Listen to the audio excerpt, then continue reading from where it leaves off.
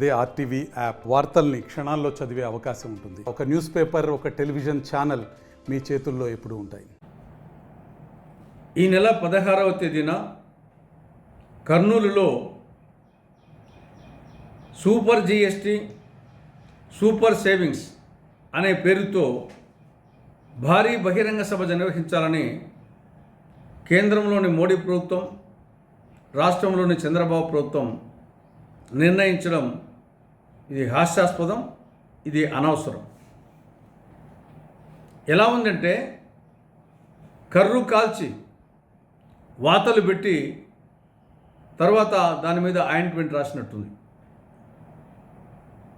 8 సంవత్సరాల పాటు 4 స్లాబుల గబ్బర్ సింగ్ ట్యాక్స్తో ప్రజలను పీల్చి పిప్పి చేసి ఇటీవల దాన్ని 2 స్లాబులు చేసి అదేదో బ్రహ్మాండంగా ప్రజలకు మేలు చేసినట్లు కేంద్రంలోని మోడీ ప్రభుత్వం, రాష్ట్రంలోని చంద్రబాబు ప్రభుత్వం ప్రచారం చేసుకుంటూ ఉన్నాయి. 16వ తారీఖున కర్నూలులో 450 ఎకరాలలో 3 లక్షల మందిని పొదుపు మహిళలను, ఉపాధి కూలీలను సమీకరించి అందుకోసం 6,321 బస్సులు పెట్టి 2 పూటల భోజనం పెట్టి ఆ బహిరంగ సభ జరుపుతారట.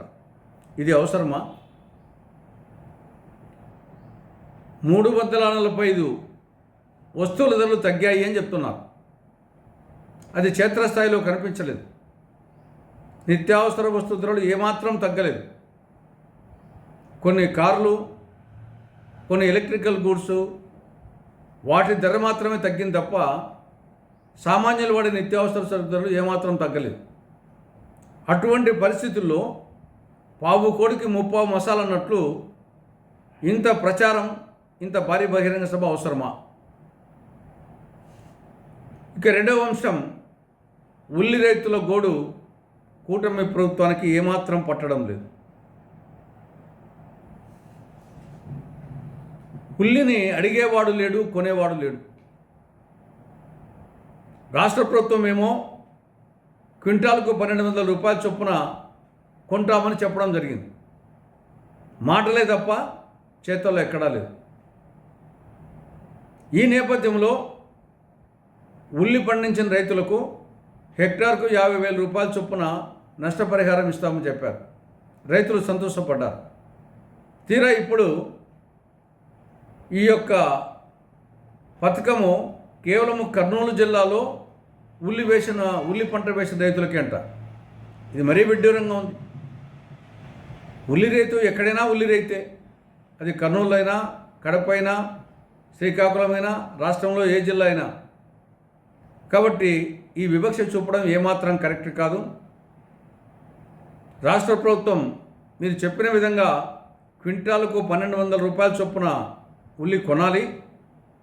కర్నూలు జిల్లా రైతులతో పాటు రాష్ట్రంలోని అన్ని జిల్లాల్లో ఉల్లి రైతులకు హెక్టార్కు 50,000 రూపాయలు ఇవ్వాలని కాంగ్రెస్ పార్టీ డిమాండ్ చేస్తూ ఉంది.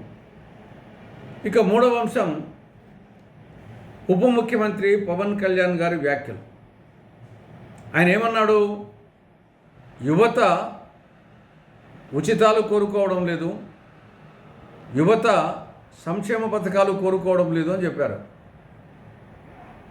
అంటే దీన్ని బట్టి చూస్తే రాబో రోజుల్లో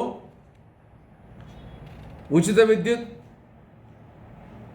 ఉచిత బస్సు పాసులు, ఉచిత బస్సు ప్రయాణం, ఉచిత గ్యాస్ సరఫరా,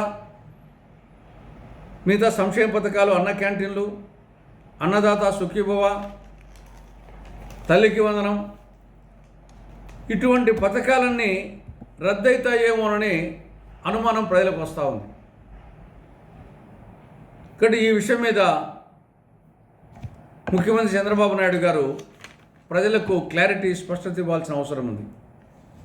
ఇక 4వ అంశం, ఏకోపాధ్యాయ పాఠశాలలు. 2024-25 విద్యా సంవత్సరంలో దేశవ్యాప్తంగా 1,04,125 సింగిల్ విండో పాఠశాలలు, ఏకోపాధ్యాయ పాఠశాలలు ఉంటే అందులో ఒక్క ఆంధ్రప్రదేశ్లోనే 12,912 స్కూల్. దేశంలోనే హైయెస్ట్ ఏకోపాధ్యాయ పాఠశాల ఉండేది ఆంధ్రప్రదేశ్లో.